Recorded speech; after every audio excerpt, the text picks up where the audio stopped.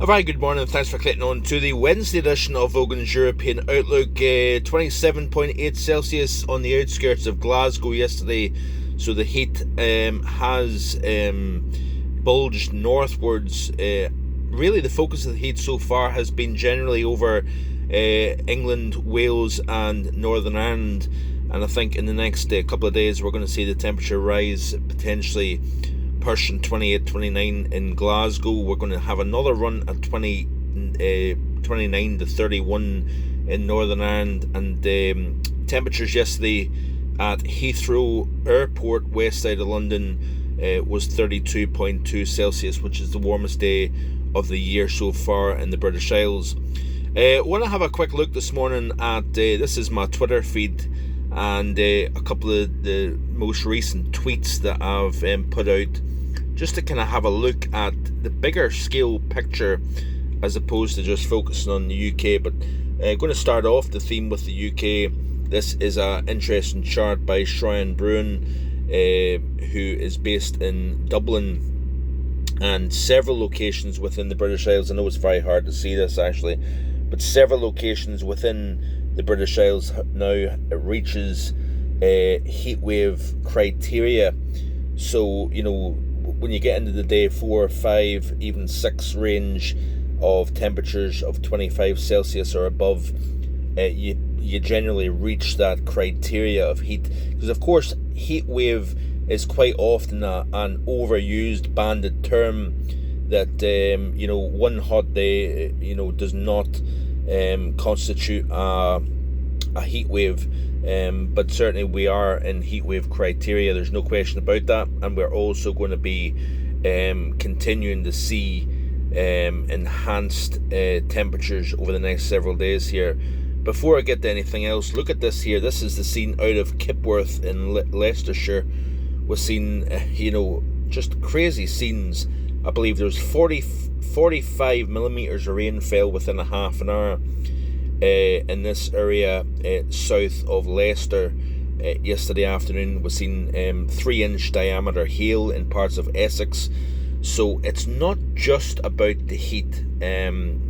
Big story is the heat, but it's not solely heat that is the big player. Of course, when you get very hot conditions, that triggers thunderstorms as well. We also, looking across to Turkey, we've seen a temperature of 49.1 Celsius.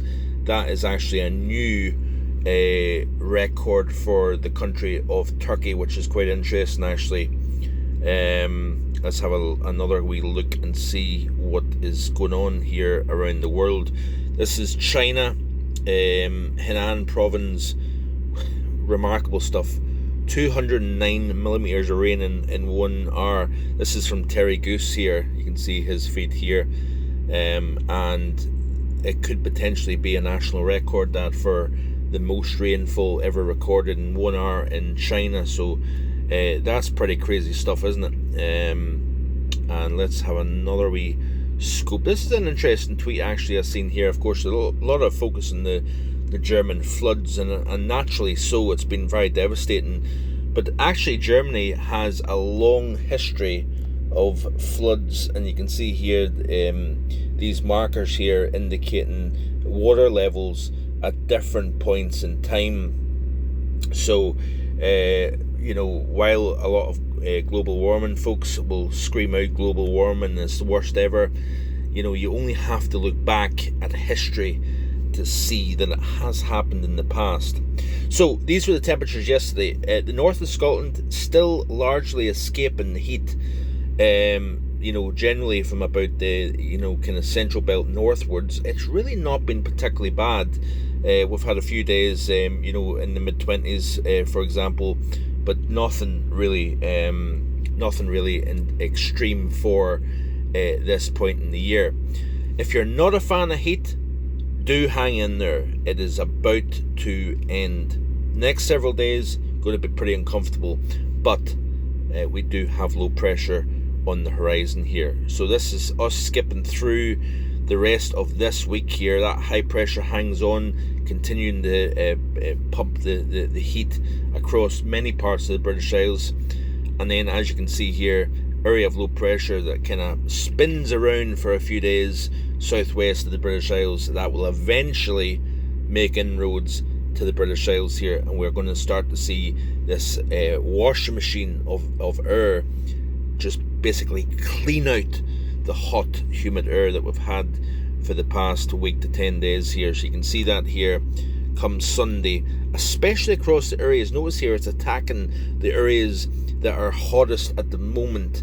Of course, we've got an extreme heat warning released by the Met Office, the first time ever they've added a new severe weather warning to the British whatever you want to say, list of warnings. The Met Office has now released an extreme heat warning, and that has been largely in effect for South Wales, the southwest, and into the Midlands region, but it's also been added to Northern Ireland as well, with concerns of temperatures pushing into the 30s once again. But you can see here this area of low pressure kind of spins around, cleans things out, brings showers, longer spells of rain.